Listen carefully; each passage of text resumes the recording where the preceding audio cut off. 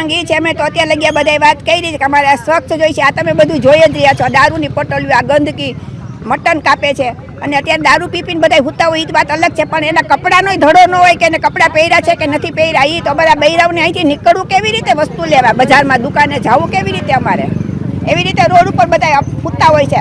અમને શરમ આવે કે અહીંથી નીકળવું કેમ, બધા જેન્ટ્સ નીકળ્યા હોય ને અમે નીકળીએ તો અમારે પાછું વળી જવું પડે છે કે હાલો વસ્તુ લેવા અમારે નથી જવું, અમે પાછા વળી જાય છીએ. બસ આ દારૂ છે એ બધું બંધ કરાવો. અમે ઘરની બહાર રાત્રે નથી નીકળી શકતા. હા, અને ગંદકી એટલી બધી છે એના હિસાબે અમારા ઘરમાં એટલા ઉંદર, એટલી ગંદકી, એટલી જીવાત, એટલા મચ્છર આવે છે. અનેકવાર રજૂઆત કરવા છતાં કોઈ ફેરફાર છે નહીં, જેવું છે એવું જ છે.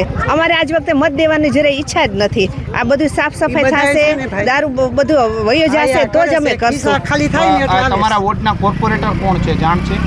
દર્શિતાબેન શાહ અહીંયા વોર્ડ પર વિઝિટ કરવા આવે છે, તમારી સમસ્યા જાણી છે ક્યારે એમને? હા, એકવાર આવ્યા હતા ત્યારે સફાઈ થઈ ગઈ, પછી બીજી વાર પાછું વળીને જોતા જ નથી. એનું ઈ જ છે બધું. નાખવાવાળા નાખે છે કચરો.